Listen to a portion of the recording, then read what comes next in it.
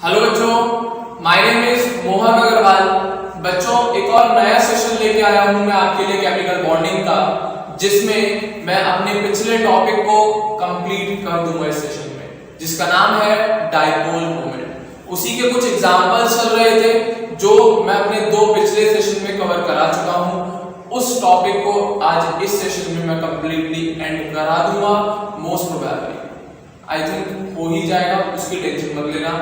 But मुझे पूरा detail में समझाना है तो थोड़े सेशंस मेरे को जरूरत पड़े हैं डाइपोल मोमेंट को थोड़ा एक्स्ट्रा समझाने के लिए। क्लियर है? तो शुरू करने जा रहा हूं क्या डाइपोल मोमेंट का बचा हुआ टॉपिक। जैसा कि मैं अपने पिछले दो सेशंस में आपको पढ़ा चुका हूं कि डाइपोल मोमेंट कैसे निकाला जाता है, डायटॉमिक के लिए कैसे निकालते हैं, पॉलीएटॉमिक्स के लिए कैसे निकालते हैं, अगर बॉन्ड पेयर हैं सारे पॉलीएटॉमिक में तब कैसे निकल के आता है वेक्टोरियल सम के अकॉर्डिंग, और अगर लोन पेयर आता है तब कैसे निकाला जाता है। तो ये सारे कंसेप्ट मैं आपको अपने पिछले दो सेशंस में कंप्लीट करा चुका हूं डाइपोल मोमेंट से रिलेटेड। क्लियर है? तो इस सेशन में मैं कुछ ऑर्डर्स दिखा रहा हूं कि जैसे कि सपोज करो एक ही ग्रुप के कुछ मैंने मेंबर्स के आपके कंपाउंड बना के दे दिए और आपसे पूछा जा रहा है उसका डाइपोल मोमेंट का ऑर्डर बताइएगा, तो किस बेसिस पे बताते हैं हम उनके ऑर्डर्स। तो ऑर्डर्स ऑफ डाइपोल मोमेंट में डिस्कशन करने जा रहा हूं।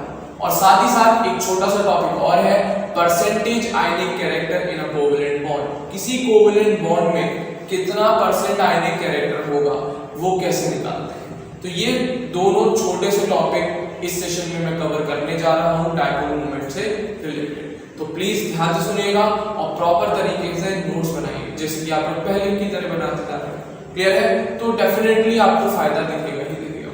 और जैसा कि मैं पहले बोल चुका हूं, थ्योरेटिकल पार्ट स्ट्रॉन्ग करो तब क्वेश्चन अटेम्प्ट करो। गारंटी मेरी है 95% क्वेश्चन सॉल्व होंगे आपसे खुद। क्लियर है? शुरू करने जा रहे हैं ऑर्डर्स ऑफ डाइपोल मोमेंट। ध्यान से सुनिएगा। तो ऑर्डर्स ऑफ डाइपोल मोमेंट में सबसे पहला जो मैं आपको ऑर्डर दिखा रहा हूं वो हाइड्राइड्स के ऑर्डर दिखा रहा है, और वो भी किसकी? Fluorine, oxygen and nitrogen. जो फेमस एग्जांपल्स हैं, मोस्ट प्रोबेबली क्वेश्चन आता है जिन पर, उनकी ही मैं बात कर रहा हूं इस कंसेप्ट में। ठीक है ना? ध्यान से सुनना। Hydrides of fluorine, oxygen and nitrogen सबसे पहली बात। अब तीनों की हाइड्राइड बना लेंगे, HF, H2O, NH3। क्लियर है? यही तो होंगी तीनों की hydride. Hydrogen fluoride, water and ammonia. Clear है? फ्लोरीन की हाइड्राइड HF, ऑक्सीजन की हाइड्राइड H2O, नाइट्रोजन की हाइड्राइड NH3। अब बात आती है इन सब में से डाइपोल मोमेंट सबसे ज्यादा किसका होगा। जैसा कि आपको पता है डाइपोल मोमेंट का फॉर्मूला होता है Q into D। Q है जो दो एटम है उन पर जो चार्ज जनरेट हुआ उसमें से किसी भी एक के ऊपर जो चार्ज है उसका मैग्नीट्यूड, और D है distance between these two atoms, और D है distance between these two atoms. तो अब आपसे पूछा जाए H और F में ज्यादा चार्ज डेवलप होगा कि NH या OH में ज्यादा चार्ज डेवलप होगा। अगर आपसे पूछा जाए चार्ज का डेवलपमेंट कैसे देखेंगे आप, क्योंकि इन तीनों में हाइब्रिडाइजेशन सेम है नहीं, इन तीनों में कोई और कॉमन चीज है नहीं, तीनों अलग अलग हाइब्रिड है। अब कैसे डिसाइड करेंगे हम लोग, यहाँ पे वेक्टोरियल सम करेंगे या कैसे पता करेंगे? तो इस फॉर्मूले की मदद से बच्चों डाइपोल मोमेंट को सॉल्व किया जाता है, और चार्ज जितना ज्यादा उतना ज्यादा उसका डाइपोल मोमेंट। ध्यान रखना, जितना ज्यादा चार्ज आएगा उन एटम्स पर उतना ज्यादा उसका पर्टिकुलर मॉलिक्यूल का डाइपोल मोमेंट। जैसे कि HF में जो चार्ज डेवलप होगा और वहीं पे NH में जो नाइट्रोजन में जो चार्ज डेवलप होगा किसका ज्यादा होगा? उम्मीद कर रहा हूं फ्लोरीन का। क्यों? अभी चार्ज का डेवलपमेंट डिपेंड करता है इलेक्ट्रोनेगेटिविटी के डिफरेंस पे। किसके डिफरेंस पे? इलेक्ट्रोनेगेटिविटी के डिफरेंस पे। H और F के बीच में इलेक्ट्रोनेगेटिविटी डिफरेंस बहुत ज्यादा होगा इन कंपैरिजन टू N और H। तो इसी वजह से इसके H के फ्लोरीन पर चार्ज ज्यादा डेवलप होगा इन कंपैरिजन टू N के ऊपर। क्लियर है? तो चार्ज जहां पर ज्यादा डेवलप हो रहा है तो डेफिनेटली उसका डाइपोल मोमेंट भी ज्यादा आएगा, उसका डाइपोल मोमेंट भी ज्यादा आएगा। कैसा आएगा? ज्यादा। क्लियर है? तो फॉर्मूला सीधा सीधा है, म्यू बराबर क्या? म्यू बराबर Q into D। क्या? म्यू बराबर Q into D। Q क्या है? Charge on any one atom, और D distance between these two atoms. Clear है? तो चार्ज पर मेजरली डिपेंड करता है, ध्यान रखना है वाली बात। चार्ज ही डोमिनेटिंग फैक्टर होता है म्यू डिसाइड करने में। तो HF, H2 और NH3 में से अगर आपसे पूछा जाए किसका डायपोल मोमेंट ज्यादा है, तो आप इलेक्ट्रोनेगेटिविटी डिफरेंस या चार्ज के मैग्नीट्यूड के बेसिस पे बताएंगे कि HF में इलेक्ट्रोनेगेटिविटी डिफरेंस ज्यादा है, इसी वजह से HF के एटम्स पर चाहे आप हाइड्रोजन देखो चाहे फ्लोरीन देखो, उन पर चार्ज ज्यादा डेवलप होगा, और जहां पर चार्ज ज्यादा डेवलप हुआ तो डेफिनेटली उसका डायपोल मोमेंट ज्यादा ही आएगा। Simple condition. और H2O की बात रही तो वो इन दोनों का इंटरमीडिएट। तो सबसे ज्यादा डायपोल मोमेंट HF में, उसके बाद वाटर में, और सबसे कम NH3 में, on the basis of electronegativity difference, on the basis of electronegativity difference या फिर उनका चार्ज, क्योंकि ये चार्ज डिफरेंस पर ही डिपेंड करता है सीधा सीधा। क्लियर है? That's it. और जब हमने एक्सपेरिमेंट से इनके डायपोल मोमेंट निकाले तो हमें यही ऑर्डर मिला, HF का डायपोल मोमेंट सबसे ज्यादा निकलता है और अमोनिया का डायपोल मोमेंट सबसे कम निकला था। क्लियर है? वैसे डायपोल मोमेंट एक एक्सपेरिमेंटल फैक्ट है, एक्सपेरिमेंट से ऑब्जर्व किया जाता है, तो जो हमने एक्सपेरिमेंट से निकाला हमें बिल्कुल सिमिलर ऑर्डर ही मिला। क्लियर है?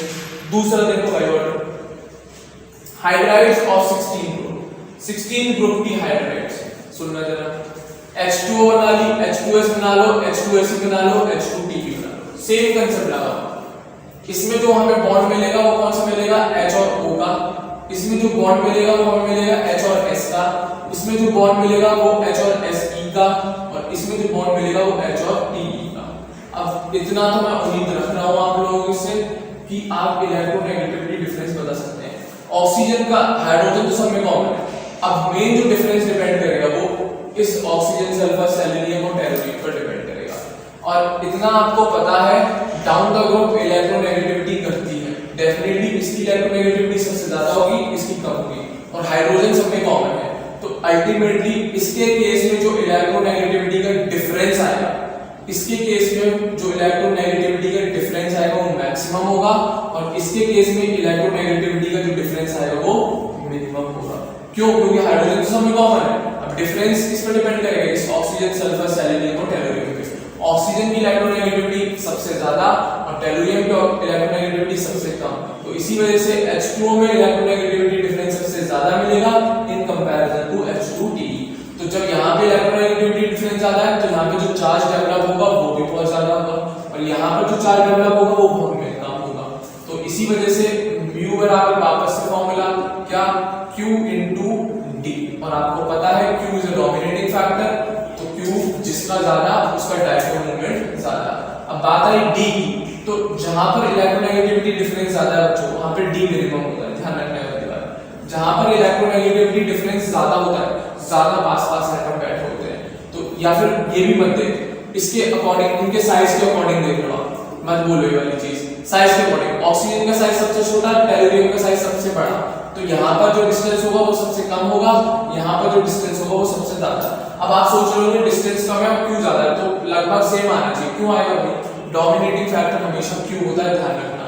Dominating factor most of the cases में क्यू आता है।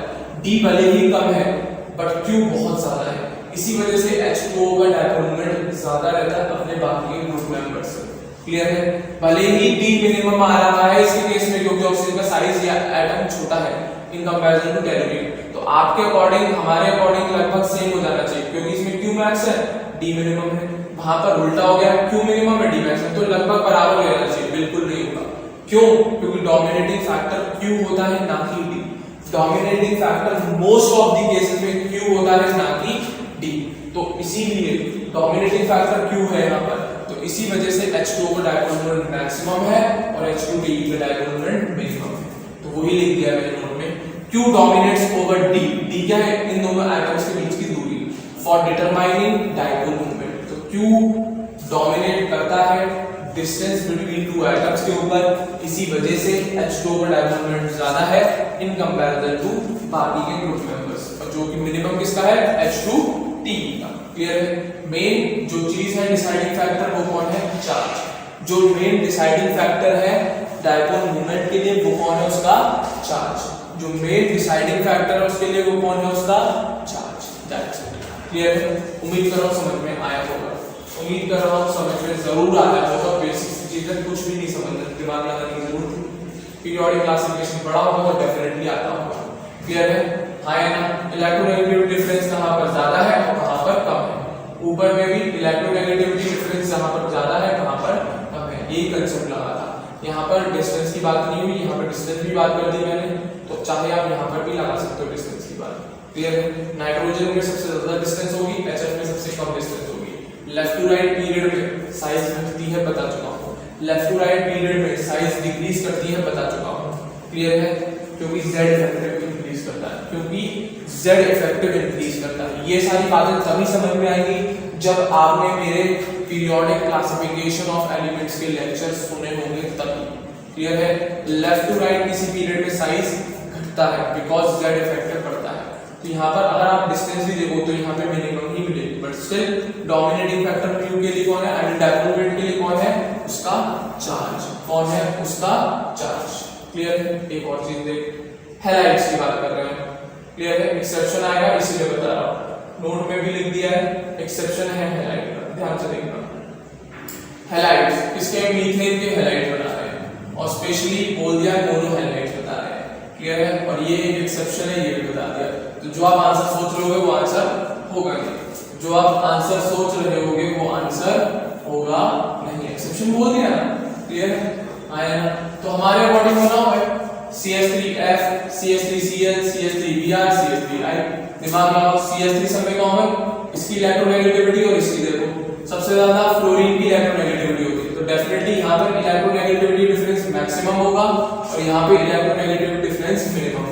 सिंपल सी बात है, ग्रुप में फ्लोरीन, क्लोरीन, ब्रोमीन, आयोडीन में इलेक्ट्रोनेगेटिविटी घटेगी, तो मैक्सिमम फ्लोरीन का है। अब CH3 सब में कॉमन है, तो डेफिनेटली डिफरेंस इस फ्लोरीन की इलेक्ट्रोनेगेटिविटी पर डिपेंड करेगा, इसमें क्लोरीन की, इसमें ब्रोमीन की, इसमें आयोडीन की। तो फ्लोरीन का इलेक्ट्रोनेगेटिविटी मैक्सिमम है, तो यहाँ पर जो डिफरेंस आएगा इलेक्ट्रोनेगेटिविटी का वो मैक्सिमम होगा, और यहाँ पे इलेक्ट्रोनेगेटिविटी का डिफरेंस मिनिमम होगा। तो जब यहाँ पे मैक्सिमम है तो यहाँ का चार्ज भी कैसा? मैक्सिमम। यहाँ पे मिनिमम है तो यहाँ का चार्ज भी कैसा? मिनिमम। अब D यहाँ पर मिनिमम है, यहाँ पे मैक्सिमम है, बिकॉज एटम का साइज, फ्लोरीन का साइज बहुत छोटा होता है आयोडीन से। तो अब हमारे अकॉर्डिंग पता है हमें क्या, Q डोमिनेट कर रहा है और Q डोमिनेट कर रहा है, तो हमारे अकॉर्डिंग ऑर्डर ये आना चाहिए था, हमारे अकॉर्डिंग नॉर्मल ऑर्डर ये आना चाहिए था, CH3F, CH3Cl, CH3Br और CH3I का डायपोल मोमेंट सबसे कम।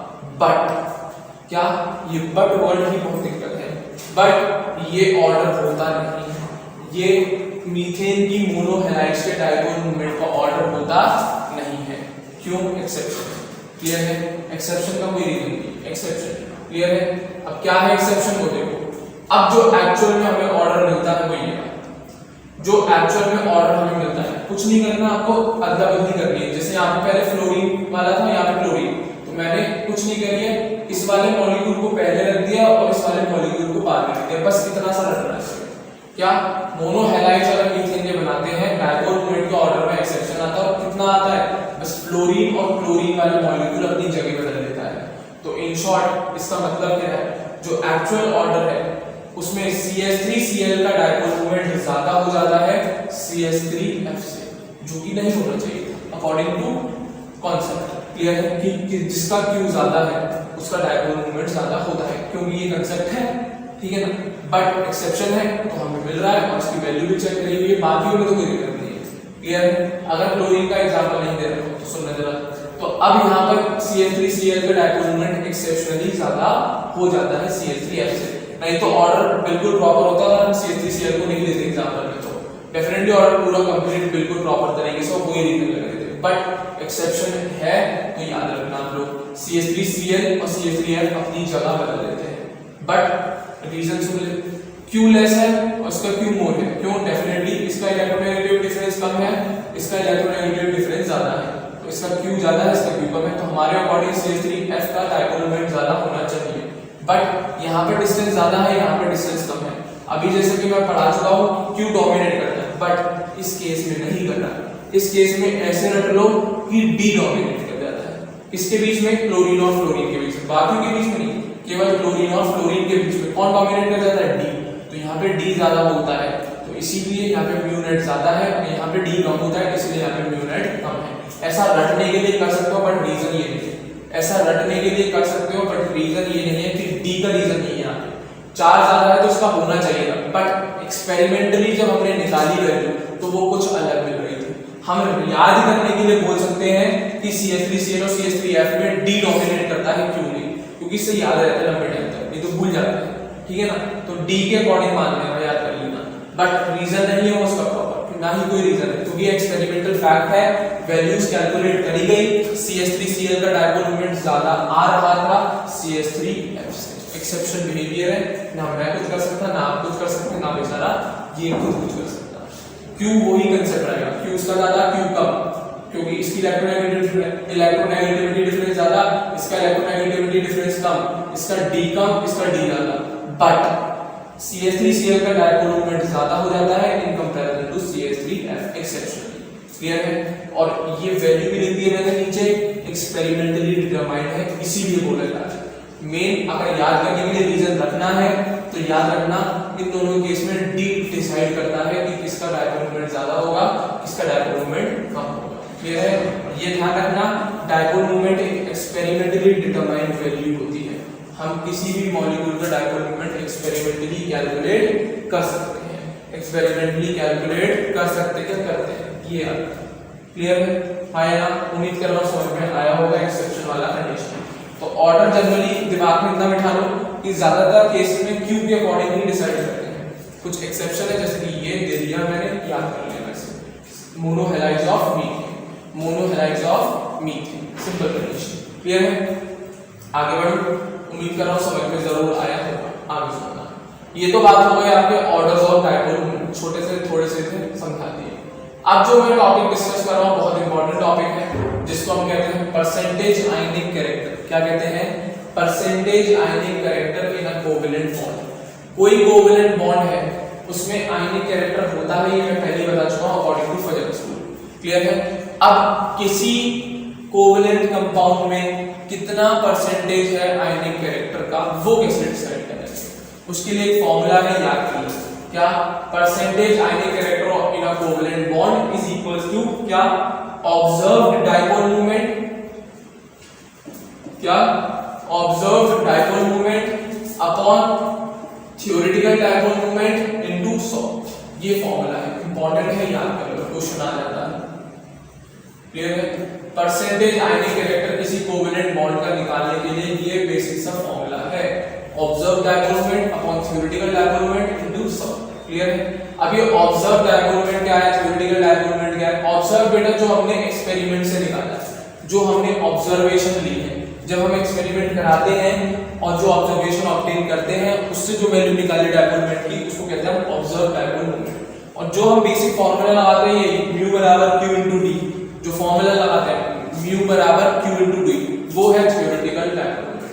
तो वही लिखा है observe dipole moment and theoretical dipole moment. क्या है ऑब्जर्व वाला? Experimentally found that is given in question. तो ये भी लाइन लिख देना चाहता है, जब भी क्वेश्चन आएगा तो वो ऑब्जर्व डायपोल मोमेंट की वैल्यू देता है क्वेश्चन में। किसकी वैल्यू देता है? ऑब्जर्व डायपोल मोमेंट की। और निकलवाता क्या है? Percentage ionic character. और थ्योरेटिकल डायपोल मोमेंट की वैल्यू लिख देगा वो क्वेश्चन में क्या करेगा? उस मॉलिक्यूल का नाम बताएगा, उसका चार्ज और डिस्टेंस बताएगा, उसका चार्ज और डिस्टेंस बताएगा, तो वो आपको निकालना पड़ेगा। कैसे? Calculated by the formula considering the molecule to be 100% ionic या कंप्लीटली आयनिक। तो थ्योरेटिकल जो फॉर्मूला है वो कैसे निकाला जा सकता है कि हम मान ले उस मॉलिक्यूल को वो 100% आयनिक है। हम मान लेते हैं, होता नहीं, तभी तो परसेंटेज निकालना है। तो मान लिया कि वो 100% आयनिक है, तो डायरेक्ट फॉर्मूला लगा दिया हमने म्यू बराबर q इनटू d, क्लियर है? हाँ है ना। तो अब थ्योरेटिकल डायपोल मोमेंट कैसे निकालते हैं वो समझाता हूं। ऑब्जर्व वाला तो क्वेश्चन में दे देंगे, ठीक है ना। मान लो जैसे कि HCl है मॉलिक्यूल, इन दोनों के बीच की डिस्टेंस d है और चार्ज डेफिनेटली आपको पता है -1 और +1 ही जनरेट होता है, कंप्लीटली आयनिक मान लिया। तो उसके म्यू की वैल्यू क्या होगी? जनरली बच्चों ध्यान रखना, इसमें जो चार्ज है वो ESU में चाहिए होता है और डिस्टेंस सेंटीमीटर में चाहिए होती है। चार्ज हमें ESU में चाहिए होता है और डिस्टेंस हमें सेंटीमीटर में चाहिए होती है, क्लियर है। और ये -1 का मतलब -1 इलेक्ट्रॉन या 1 इलेक्ट्रॉन के चार्ज के बराबर। ये -1 चार्ज का मतलब होता है 1 इलेक्ट्रॉन का चार्ज, क्लियर है।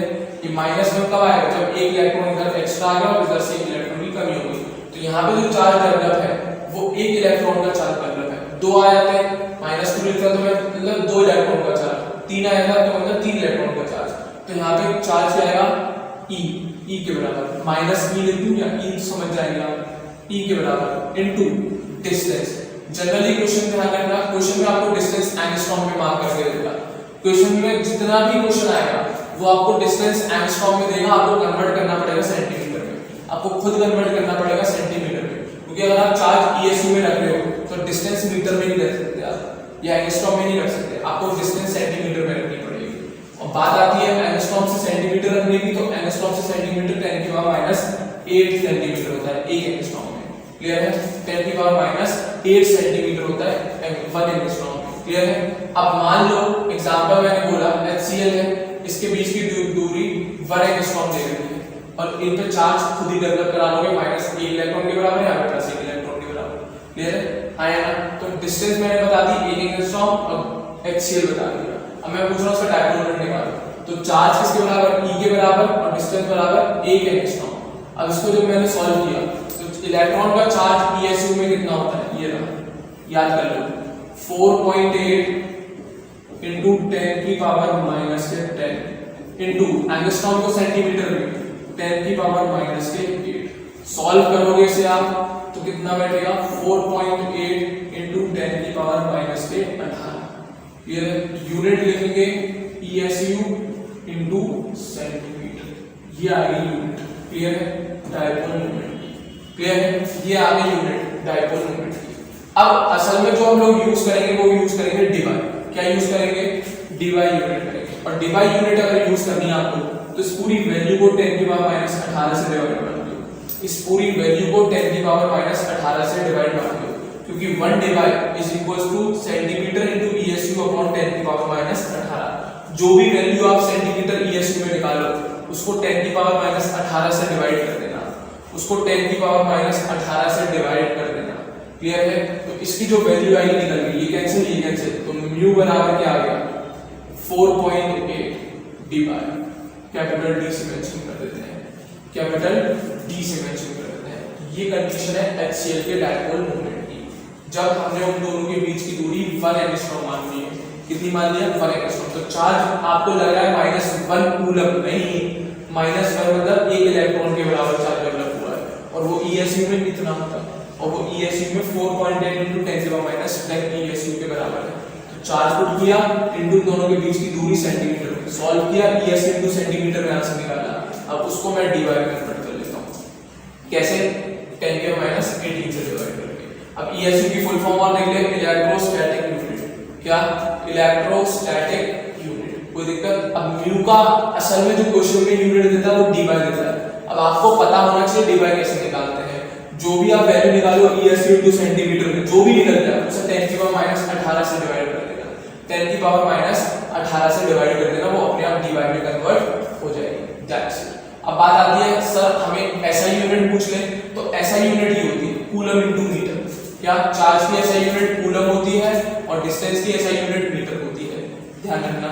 तो अगर आपसे पूछे कि इसको ऐसा यूनिट में आंसर निकालना है तो ESU इनटू सेंटीमीटर नहीं करना, फिर आपको कूलम इनटू मीटर। तो यहाँ पे ये वाले वैल्यू नहीं रख जाएगी, यहाँ पे ये वैल्यू रख जाएगी 1.6 into 10 की पावर -19 और यहाँ पे 10 की पावर -10, उसको मल्टीप्लाई कर देना, direct answer coulomb into metre में आएगा। बट जितने भी क्वेश्चन आते हैं वो सब इस डीवाई पे से आते हैं, क्लियर है? डीवाई यूनिट पे क्वेश्चन आता है, क्योंकि डायपोल मोमेंट को डीवाई में ही नापा जाता है, ध्यान रखना। और ये ESU सेंटीमीटर के साथ 10 की पावर -18 का रेशियो रखती है। क्या? 1 dyne is equals to 1 upon 10 की पावर -18 ESU इनटू सेंटीमीटर, ऐसे याद कर सकते हो। 1 dyne is equals to 1 upon 10 की पावर -18 ESU इनटू सेंटीमीटर, ऐसे याद कर सकते हो आप, क्लियर है?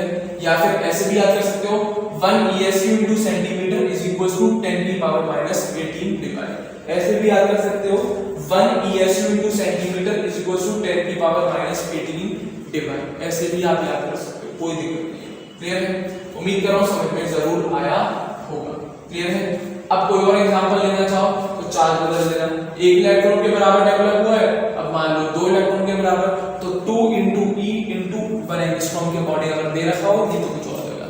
बट ये ध्यान रखना ESU सेंटीमीटर से अगर तुम्हें डीवाई में कन्वर्ट करना है तो जो भी आप वैल्यू निकालो ESU into सेंटीमीटर में उसको आप 10 की पावर -18 से डिवाइड करना मत भूलना, क्योंकि इस कंसेप्ट में जो गलती होती है मैं वही बोल रहा हूँ। बच्चे 10 की पावर -18 से डिवाइड करना भूल जाते हैं, बच्चे 10 की पावर -18 से डिवाइड करना भूल जाते हैं। क्लियर है ना? अब बात है डिवाइस से तुम ESU into सेंटीमीटर बना रहे हो तो मल्टीप्लाई करना किसका 10 की पावर -18 का। अब डिवाइस से तुम क्या बना रहे हो ESU into सेंटीमीटर तो मल्टीप्लाई करना, दैट्स इट। ESU सेंटीमीटर से डिवाइड बना रहे हो तो डिवाइड होगा 10 की पावर -18 का। अब डिवाइस से तुम ESU into सेंटीमीटर करा रहे हो तो मल्टीप्लाई करना। ये दोनों चीजें भूलना मत, क्योंकि इसी की वजह से ही क्वेश्चन गलत करके आ जाते हैं इंटेलिजेंट बच्चे। तो भाई ये बहुत छोटी चीज है बट बहुत खोटी चीज है। ये पेपर में ऐसा चक्कर दिलाएगी भयंकर, बिल्कुल चक्कर गिन्नी बन के घूम के गिर जाओगे। तो भाई ये गलतियां मत करना, बहुत छोटी छोटी गलतियां होती हैं, हो जाती हैं, कोई भी कर देता है। क्लियर है? जल्दी में थोड़ा हड़बड़ाहट तो होती है, वहाँ पर टेंशन भी होती है थोड़ी तो हो जाती है ये छोटी गलतियां, बट यहीं से प्रैक्टिस करके जाओगे तो नहीं होंगी ऐसी गलतियां होने के चांसेस नहीं, ऐसी गलतियां होने के चांसेस डेफिनेटली निल हो जाएंगे। क्लियर है? चलो इसी तरीके से क्वेश्चन दिखाता हूँ आपको, ठीक है ना? उससे बिल्कुल क्लियर हो जाएगा। तो फॉर्मूला बस ये याद रखो, Q into D, खत्म बात। अब Q किस में है? ESU में। D किस में है?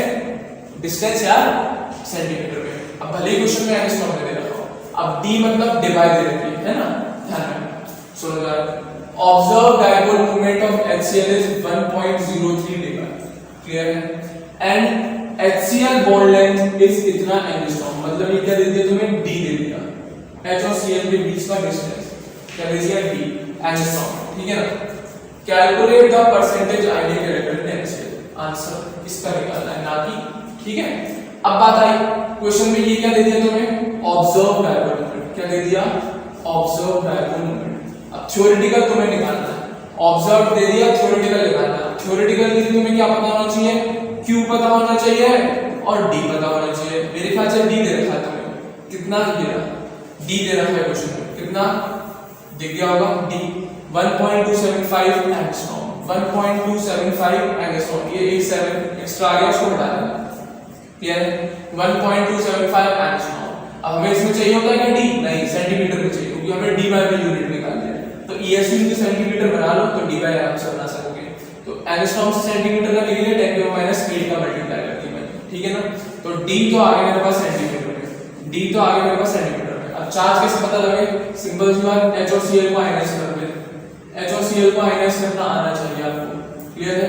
जब आप H और Cl के बीच में अगर आप चार्ज बनाओगे तो ये -1 दिखाओगे या +1। अब इस -1 का मतलब क्या है? 1 इलेक्ट्रॉन के बराबर चार्ज, और इस +1 का मतलब क्या है?